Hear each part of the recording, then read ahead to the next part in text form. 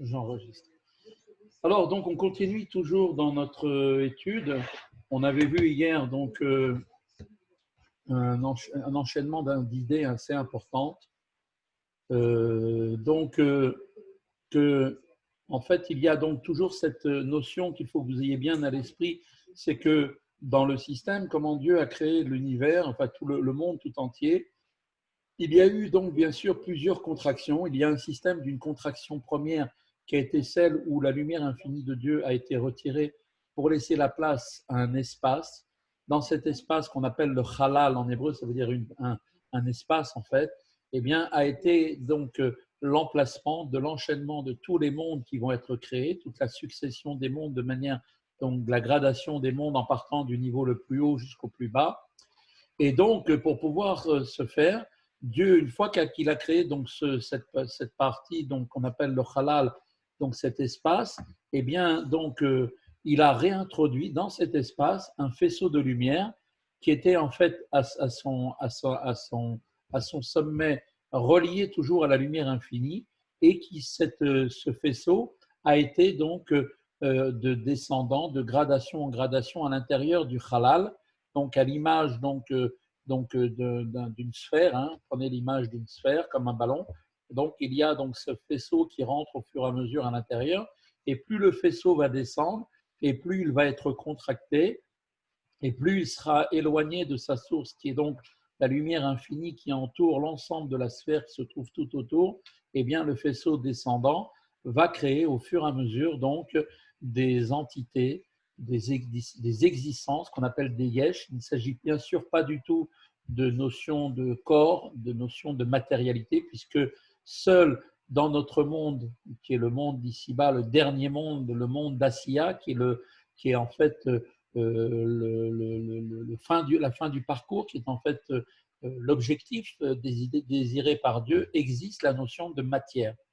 Donc il y a bien sûr dans les autres mondes différentes formes d'entités qui sont créées donc à partir des mondes, et chaque entité va avoir donc une sensibilité beaucoup plus importante, puisque la lumière du rayon qui va donc s'intégrer en eux va être donc beaucoup plus intense, puisque plus on va vers le haut, plus on se rapproche du début de ce rayon qui se trouve lui-même donc dans la lumière infinie de Dieu. Donc ça, ce niveau-là de descente, c'est ce qu'on appelle le Seder Ishtalshelut, l'enchaînement des mondes. Et donc cet enchaînement des mondes, donc en allant comme une chaîne du plus haut vers le plus bas, c'est fait par l'intermédiaire donc de la progression donc de ce cave, de ce qu'on appelle ce faisceau de lumière, qui lui-même s'est habillé à travers un ensemble particulier que sont les sphirotes. Les sphirotes qui sont donc au nombre de 10 dans chaque monde. Chacune d'entre elles possède 10, puisqu'elle-même, elle est en elle-même 10, elle possède les 10 autres sphirotes. Et donc, par l'ensemble des milliers et des milliers de gradations, donc ce faisceau est descendu de plus en plus bas jusqu'à arriver à notre monde, toujours par le même process des 10 sphirotes qui se trouvent dans chaque monde. Donc les 10 sphirotes représentent la partie de ce qu'on appelle la neshama, le niveau divin qui se trouve donc dans chaque monde. Donc elles ont ces sphirotes donc deux particularités. Elles ont cette particularité d'être complètement la divinité dans chaque monde, mais aussi ça c'est la partie intérieure, la partie profonde de chaque sphira, qui est donc là où se trouve en fait le passage du cave, de ce faisceau de lumière. Et il y a la partie extérieure des sphirotes qui, elle, va donner cette partie extérieure, va donner donc l'existence à la partie donc de ce qu'on appelle le yesh, l'existentiel dans chaque monde. Donc, notamment au niveau des sphirotes, donc cette partie donc que l'on appelle les kélim. Ces kélim avaient été créés par le premier Tzimtzum, dans lequel se trouvait donc englobé l'ensemble de toute la création, donc toute la création dans son état d'existentiel, donc ce qui veut dire une créature d'être créée, donc limitée de par définition par rapport à l'infini divin. Et donc cette lumière donc va s'introduire à travers les sphirotes, et les sphirotes ont une partie qu'on appelle l'extérieur, s'appelle les kélim qui sont le réceptacle dans lequel passe cette lumière.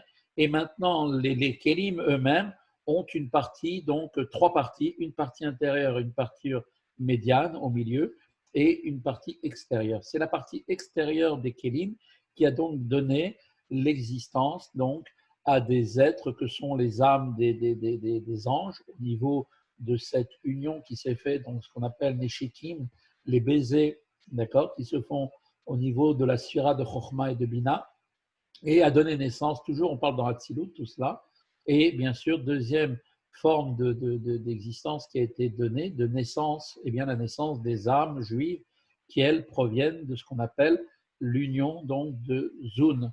Zun, c'est-à-dire c'est l'acrostiche qui vient donc se décompose en deux, Zeiranpin, Za, qui prend donc des six midot, les attributs donc qui sont les six dernières, qu'on appelle donc les attributs de niveau sentimental, d'accord, des sentiments, et ensuite avec l'attribut, la dernière sphira, qui est Malchut, qui représente la partie masculine. Donc à partir de Malchut commence, à partir de là, sort bien sûr l'ensemble de toutes les âmes, prennent naissance à cet endroit-là, elles sortent véritablement, et on a expliqué pourquoi, parce qu'en fait, elles sont comme en fait, comme le peuple, un peuple par rapport à un roi, qui lui, le roi, est le souverain, et donc ce roi va donner donc la possibilité de pouvoir régner sur un peuple en ayant bien sûr une proximité, mais de loin, comme un souverain, comme étant donc complètement au-dessus du peuple qu'il veut donc qu'il veut diriger. Pourquoi tout cela? Eh bien, parce qu'on nous a expliqué pourquoi est-ce qu'on en est arrivé à cette création de cette façon-là. Pourquoi est-ce que ce n'est pas Dieu lui-même, par le pouvoir infini de Dieu, que Dieu a créé directement à partir de sa lumière infinie l'ensemble de toutes les créatures? Eh bien, parce que Dieu a voulu que les créatures soient créées par le système donc lié à ce qu'on appelle le tzimtzum, c'est-à-dire la limitation venant des sphirotes elles-mêmes, qui elles-mêmes, les sphirotes, même si elles sont appelées le divin, malgré tout sont quand même limitées, puisque chaque sphira a sa propre lumière, son propre éclairage. Chokhmah, c'est Chokhmah. Bina va donner la compréhension, Chesed, la bonté, et ainsi de suite. D'accord? Eh bien, par ce système donc, de sphirotes donc, qui représente déjà une entité, donc Dieu a voulu que l'ensemble des autres entités, que sont les âmes des tzadikim, les âmes des anges, puissent être créées directement à partir de ces créatures, en fait, de ces entités, on va plutôt dire des entités, le yesh, d'accord, l'entité, pour pouvoir créer des êtres qui vont donc avoir besoin ensuite, par un propre travail, de s'élever ensuite elles-mêmes vers Dieu et de se soumettre à lui, puisque le principe même d'une entité, d'un yesh, c'est justement de ne pas sentir son créateur. Donc en fait, il se trouve être une entité séparée de son créateur, et donc c'est ce qui fait qu'en fait, il se trouve donc dans un état où il n'est pas complètement soumis, et donc tout son travail consistera durant toute sa mission, toute la vie qui va lui être impartie, de faire le nécessaire pour se soumettre à Dieu. Donc on s'était arrêté ici et on continue maintenant aujourd'hui. Cependant, nous dit le Admour Hazaken, il est connu que principalement la création du yesh, donc le yesh, rappelez-vous, je le répète encore une fois, ça veut dire une entité, on ne parle pas ici d'une créature matérielle comme on peut l'entendre, mais un yesh, c'est-à-dire une entité, et bien que la création d'un yesh, d'une chose qui est, comme on l'a expliqué, totalement séparée du divin, puisque étant une entité, elle se sent exister mais ne ressent pas son créateur, celui qui lui a donné l'existence, eh bien, il nous dit l'Admorazaken, il est connu que principalement la création du yesh, d'une chose totalement séparée de Dieu, du divin, provient de Malchut d'Atsilut, qui est donc la dernière sphira de l'enchaînement des sphirotes dans le monde d'Atsilut. Eh bien, tout cela provient de Malchut d'Atsilut, qui elle-même devient, écoutez bien, le niveau de Atik, c'est-à-dire le niveau de Atik de Bria. Qu'est-ce que Atik? Atik représente en fait la notion de plaisir, la notion de Tahanoug, le plaisir, qui est l'essence et l'élément déterminant de la volonté, d'accord, qu'on appelle le Ratson. Ainsi, Malchut d'Atsilut devient le plaisir et la volonté qui va déterminer l'existence du monde qui est en dessous, qui s'appelle le monde de Bria, En effet, c'est en Malchut qu'apparaît le désir d'être existant séparément, sur lequel dès lors la royauté peut s'exercer. Donc, Malchut étant donc la matrice, si vous préférez, de la création des entités qui vont devenir donc effectivement des êtres qui sont existants, séparés, sur lequel, à ce moment-là, la royauté peut s'exercer. Comme il est dit, Kien Meler Beloam, car il ne peut y avoir un roi sans sa nation. L'image que l'on donne ici de sujets distincts qui sont distants du roi, la nation âme, comme on l'a expliqué plus haut, renvoie en fait à des êtres créés du monde de Bria, d'accord, et des mondes inférieurs, à la différence des mondes des êtres qui sont des êtres émanés venant du monde d'Atsilut, puisque Atsilut veut dire le monde de l'émanation, et le mot Atsilut est aussi à rapprocher du mot Etzlo, qui veut dire proche de lui, eh bien, qui sont en fait des êtres eux-mêmes essentiellement attachés à Dieu. Donc les êtres et les créatures des mondes inférieurs sont précisément ceux sur lesquels la royauté divine, Malchut, va pouvoir s'exercer. Parce que justement, ce sont des êtres séparés, comme un peuple est séparé de son souverain. Et donc, il nous dit de même, la multiplicité des créatures et de leur diversité, lesquelles furent pourtant créées par la force de l'infini divin, unique et non composée absolument. C'est que la lumière de Dieu est représentée comme une lumière unique et non composée. Elle est tout en elle-même et elle représente tout. Elle n'est pas composée comme à l'image de choses qui font une composition, comme par exemple le corps est composé de plusieurs membres. Et ensuite, après, bien sûr, il y a l'unité de l'ensemble de ses membres et de ses organes qui va donner ce qu'on appelle un corps, qui s'appellera une unité qu'on appelle un corps. Là, pour la lumière infinie de Dieu, elle est une infinie, elle est une lumière divine, unique, non composée, non composée. D'accord ? C'est ce qu'on appelle la lumière primordiale qui est faite en fait que d'elle-même et de rien d'autre. Et à ce moment-là, il nous dit qu'en fait, eh bien, que la diversité, la multiplicité des créatures et leur diversité fut créée pourtant par la force de l'infini divin, unique et non composé. Eh bien, tous ces êtres qui sont eux-mêmes par contre multiples et donc diversifiés, à l'inverse de la lumière infinie qui, elle, est unique et non composée, eh bien, proviennent de quoi? De la multitude des lettres qui sont issus de Malchut, que l'on appelle d'ailleurs dans la Kabbale la bouche de Dieu. Comme il est dit, par la parole de Dieu, les cieux ont été faits, et par le souffle de sa bouche, toutes leurs armées, comme c'est marqué dans le Teilim, qui est le Teilim 33.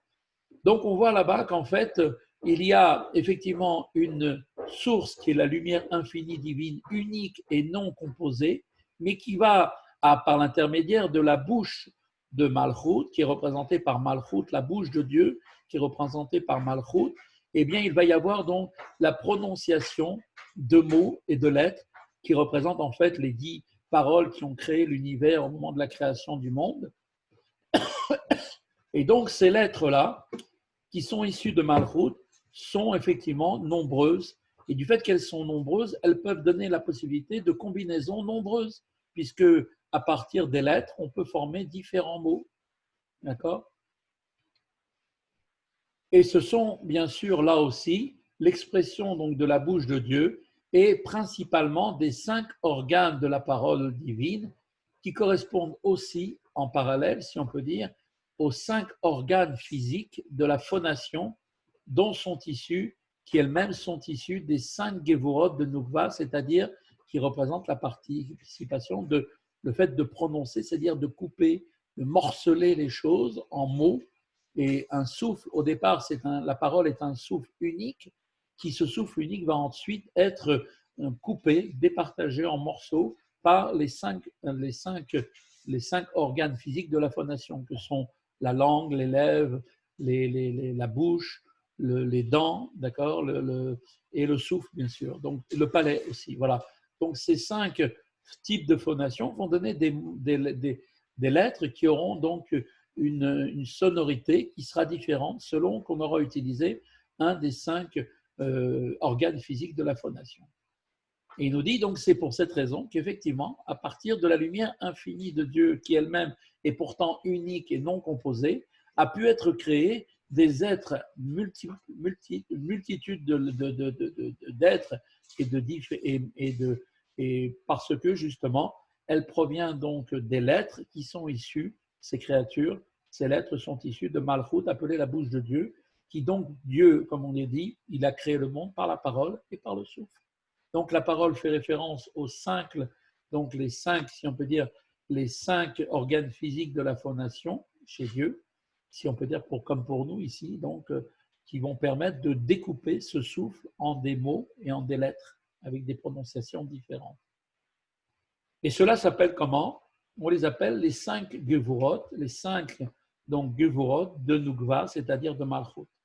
Nukva veut dire en fait le principe féminin qui représente ici Malchut. Et c'est pour cela que Malchut est appelé comment? Le monde de la révélation.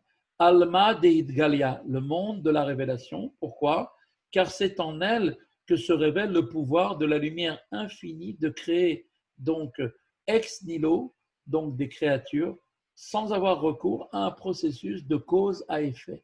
Donc on a vu qu'il y a donc maintenant une nouveauté, il y a la possibilité par l'intermédiaire de Malchut, de pouvoir créer des êtres à l'infini de manière totalement ex nihilo, puisqu'elle a cette force-là, cette sphira de Malchut d'Atzilut, qui est appelée le monde de la révélation, et bien de révéler le pouvoir infini qui est en elle, de créer ex nihilo sans avoir recours à un processus de cause à effet. On voit que l'évolution de cause à effet existe aussi chez les êtres.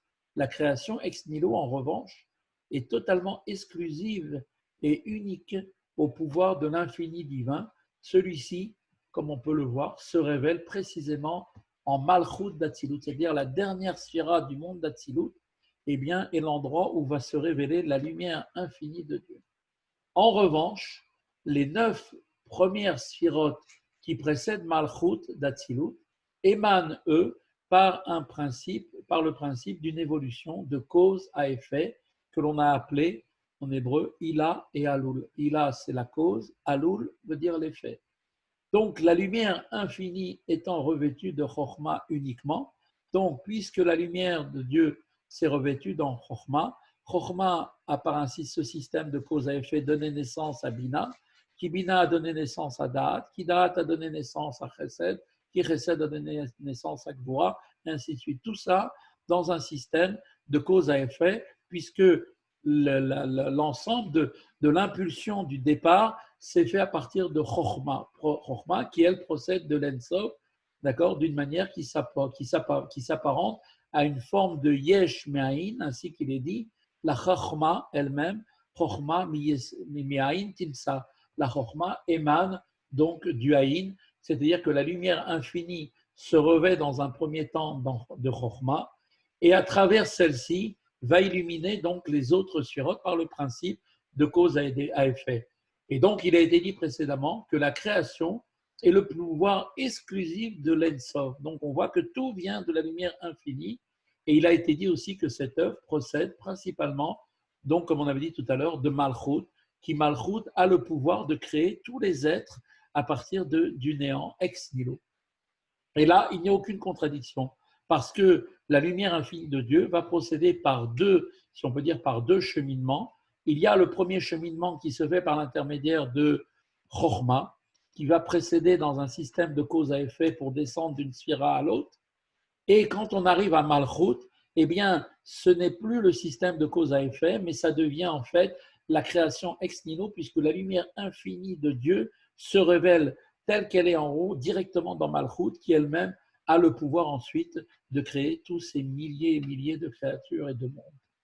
Et c'est ce qui est marqué dans le Sefer Yetzira, leur commencement est serré dans leur fin. Donc on voit que là, ici, on veut faire référence à une notion qui est donc pour nous dire que l'idée, le commencement, c'est-à-dire la lumière infinie, se trouve serrée dans la fin, qui est en fait la dernière sphira de Malchut.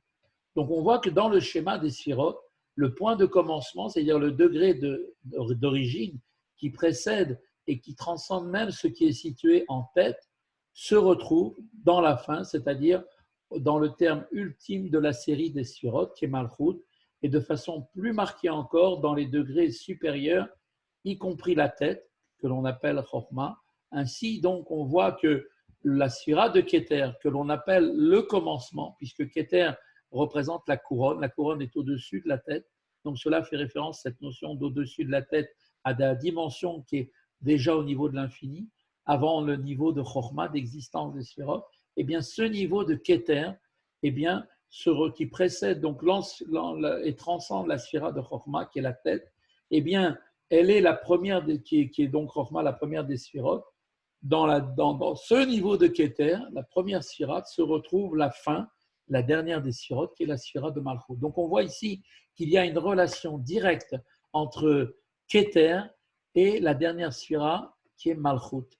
Donc, on comprend maintenant que dans Malchut se révèle effectivement le niveau de Keter lui-même, et donc c'est pour ça que Malchut a la force de pouvoir créer, donc de créer des êtres ex nihilo. Alors que le niveau de Keter se révélant dans Chokhmah va transiter donc d'une sphira à l'autre par un système de cause à effet. Et là, on ne parle pas de création ex nihilo, ce n'est qu'à partir de Malchut, puisque Malchut possède en elle la puissance de la lumière infinie contenue dans Keter.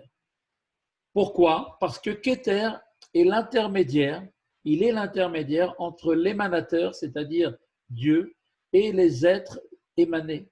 Et donc, il est le dernier degré de l'Ensof, et donc ce dernier degré de l'Ensof y est compris en elle.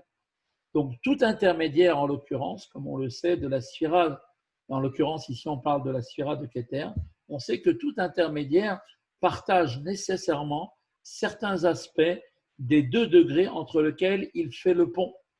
Ainsi, Keter comprend le dernier degré de la lumière infinie de l'Ensof, et c'est cet aspect de l'Ensof qui est le commencement serré dans la fin, c'est-à-dire celui que l'on va retrouver dans la sphira de Malchut, qui est la fin. Comme dit plus haut, c'est précisément en Malchut que s'exprime la force créatrice de l'Ensof, c'est-à-dire de la lumière infinie. Et c'est pourquoi, donc, que Keter signifie littéralement une couronne. Pourquoi une couronne? L'image d'une couronne est-elle donnée? Eh bien, elle est appelée la couronne de royauté. Keter Malchut, la couronne du roi. Dans le texte introductif du Tikkuné Zohar, que l'on connaît, qu'on lit tous les vendredis soirs, eh bien, qui s'appelle le Patach Eliyahu, cette introduction à la prière du vendredi soir, eh bien, on parle de Keter supérieur, Keter Elion, qui est en fait appelé Keter Malchut, la couronne de Malchut, puisque Malchut étant la force finale qui va donc créer toutes les créatures ex nihilo, elle reçoit directement sur elle cette couronne, qui est donc en fait la force de la sphira de Keter, qui a pour rôle principal d'amener l'aspect de l'infini divin, le Ensof, qu'elle renferme jusqu'au degré de Malchut, sans passer par un système de cause à effet. Donc on voit effectivement que Keter, qui est le sommet, qui représente le dernier degré, en fait le niveau dernier de la lumière infinie, possédant en elle la dimension de l'infini, se révèle dans le dernier niveau, qui est le niveau des sphirotes, qui représente Malchut. C'est pour ça qu'on l'appelle Keter Malchut, car Malchut possède sa couronne, puisqu'elle est liée directement avec la couronne, qui représente le niveau le plus haut, le dernier niveau de la lumière infinie qui se révèle, et à ce moment-là, Malchut peut, à ce moment-là, créer des êtres ex nihilo. Et on voit que Keter, cette couronne, eh bien, est aussi, comme on vient de le dire, le dernier degré de l'Ensof, qui est Malchut d'Ensof, donc qui est ce que l'on représente aussi le niveau de Malchut de la lumière Ensof. Ainsi Keter, qui comprend ce dernier degré de l'Ensof, possède elle-même l'aspect de Malchut, puisqu'en fait, prenez cette notion importante à ne pas oublier, c'est que ce processus de descente qui se fait de sphira en sphira existe dans tous les mondes, pas seulement dans Hatzilut, mais même au-dessus d'Hatzilut, il y a bien sûr sur une autre manière, une autre forme de sphirotes, qu'on appelle les sphirotes cachées.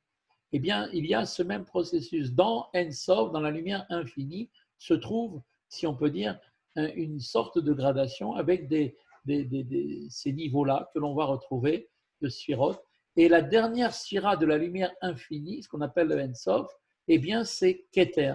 Donc, elle est donc le Malchut, le dernier niveau, par rapport à la lumière infinie. Et en même temps, puisqu'elle va être celle qui va faire le pont avec le degré du monde inférieur à elle, eh bien là, forcément, elle deviendra le Keter du monde inférieur. Donc, le dernier niveau d'un monde s'appelle Malchut, mais en même temps, il est en même temps, puisqu'il est le passage vers le monde d'en dessous, le monde inférieur, il est donc appelé aussi Keter. Et c'est pourquoi Malchut Atzilut aussi est appelé Keter, lorsque l'on considère les sphirotes en partant du bas vers le haut. Donc dans cette perspective, on voit dans cette perspective donc ascendant, on voit que Malchut, la dernière sphira, est appelée Keter dans son rapport avec les sphirotes supérieures. Pourquoi? Cela parce que Malchut est en fait le récepteur principal du degré de Keter et non pas Chochma. Chochma n'est pas le récepteur principal. Qui est le récepteur principal du niveau de Keter de Ensof? C'est Malchut, qui à son tour, elle-même, va illuminer les autres sphirotes sur le monde d'une lumière réfléchie qu'on appelle Or Choser, c'est-à-dire à la manière d'une lumière qui est réverbérée lorsqu'elle se heurte à son point d'arrivée. Donc c'est comme, en fait, Malchut va, elle, être en fait, si vous préférez, comme, on va donner un exemple d'un miroir. La lumière qui vient de Keter d'en haut, qui va descendre à travers l'enchaînement des mondes, cette lumière va passer par Chochma Binadaat et ainsi de suite. Et quand elle va arriver en bas, eh bien, elle va arriver dans Malchut, qui est le Malchut, va être comme un miroir, et cette lumière va donc atteindre son but final, qui est d'être dans Malchut, et donc elle va avoir ensuite la possibilité d'éclairer elle aussi par un principe de rebond, comme s'il y avait en fait une sorte de la lumière est donc réfléchie, une lumière qui revient, qui remonte donc à partir de Malchut vers toutes les autres sphirotes, donc elle reçoit et elle renvoie. D'accord? Et donc, à ce moment-là, elle a la possibilité de, par cette lumière qui est comme une sorte de lumière réverbée, eh bien, elle peut ensuite, à son tour, éclairer l'ensemble de toutes les sphirotes qui sont au-dessus d'elle.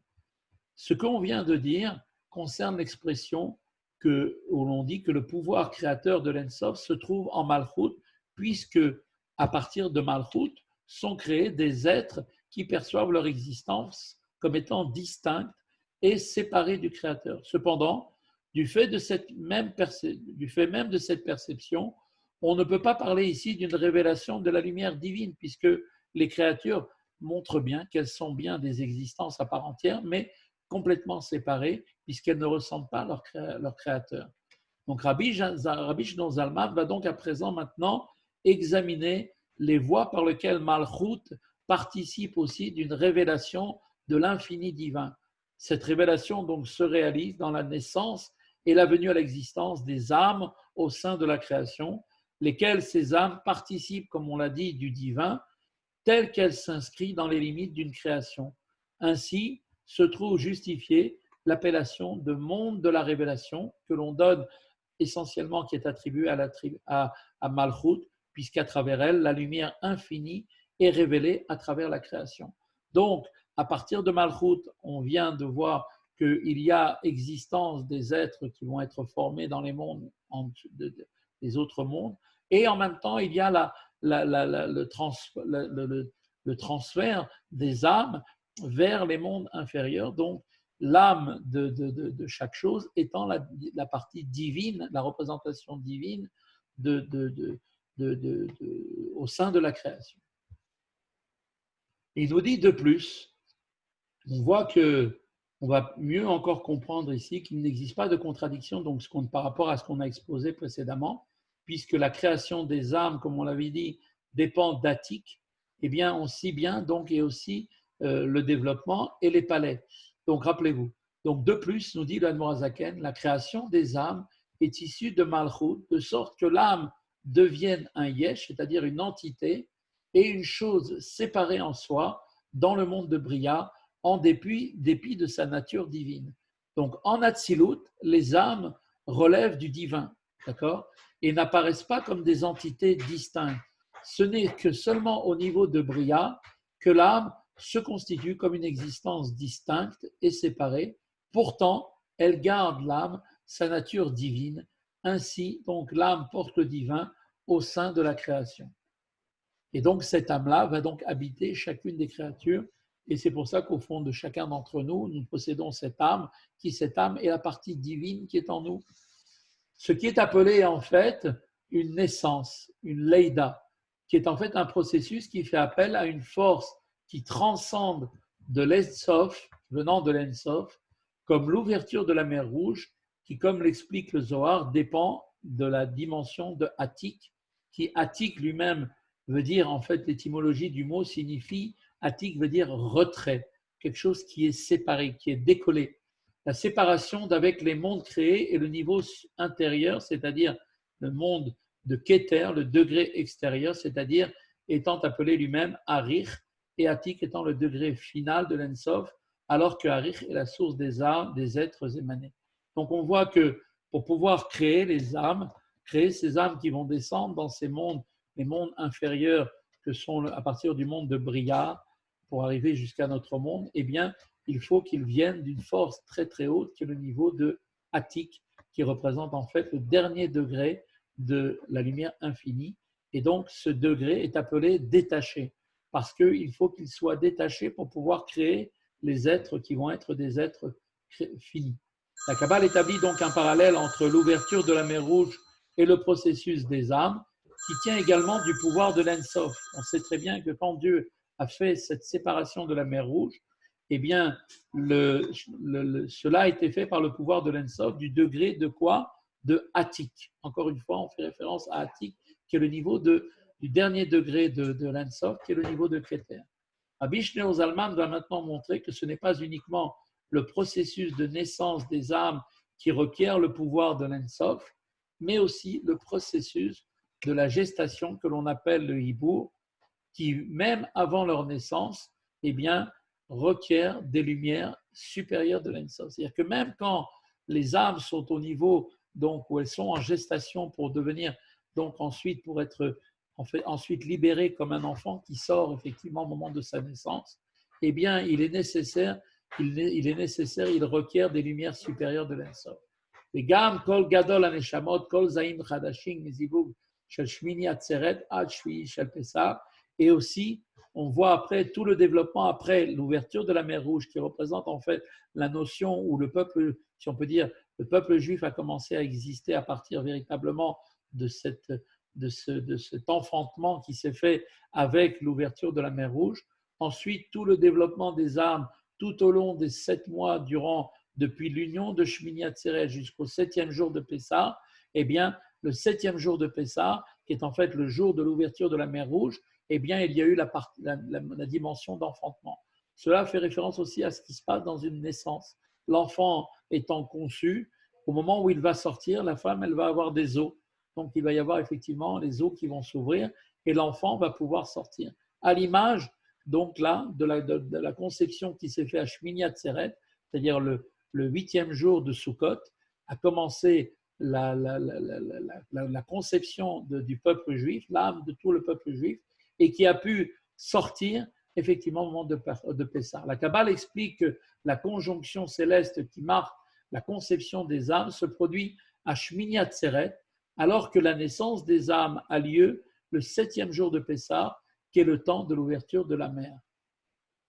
Ou Kemo Gidul Zug Bebeten Ima Ilaha, et donc, et là, c'est de là que, comme le développement de Zun, les sphirotes, comme on avait expliqué, de Zeir Enpid et de Nukva, qui sont donc dissimulés dans la matrice, c'est-à-dire l'aspect profond de Ima Ilaha, de la mer supérieure, appelée, qui fait référence à Bina d'Atsilut. C'est-à-dire qu'en fait, la naissance des âmes se fait au niveau spirituel, comme dans la mère, la maman, qui elle-même représente le niveau de la sphira de Ima Ilaha, la mère supérieure qui représente Bina, qui elle-même va avoir en elle donc une conception de l'enfant, qui cet enfant va être créé et va donc représenter ce qu'on appelle Zeir Anpin, le petit processus donc masculin et féminin qui va donc être à l'intérieur du ventre de la maman. Et tout cela se fait comment? Grâce aux lumières supérieures de Ima et Laha, et encore plus haut encore jusqu'à le Or En Sof, qui va se revêtir donc dans Bina pour permettre le développement de Zun, c'est-à-dire l'enfant, tout au long des 9 ou des 7 mois de gestation. Donc de même que Zun d'Atsilut est engendré par Ima et Laha, la sphira de Bina appelée la mère supérieure, de même le développement des âmes en Malchut est appelé elle-même, on l'appelle comment? On appelle Ima Tata. Malchut représente la mère inférieure, qui est en fait le processus qualifié de gestation et qui va faire intervenir des lumières supérieures de la lumière infinie pour pouvoir donner l'existence, la naissance des âmes qui sont donc dans le monde d'Atsilut. Il en va exactement de même pour la conception concernant la création des âmes, des anges dans le monde de Bria. Celle-ci, elle aussi, résulte de lumière supérieure jusqu'à la lumière infinie, laquelle se manifeste en Malchut. Rabbi Shneur Zalman va donc continuer ensuite, après son raisonnement, sur les lumières supérieures de l'Ensof, d'accord, et sont appelées non seulement pour le processus de la naissance des âmes et celui de la gestation, mais aussi pour la conception elle-même. Voilà, on verra tout ça, si Dieu veut, demain. On va s'arrêter ici sur l'énoncé de tout ce qu'on vient de donner.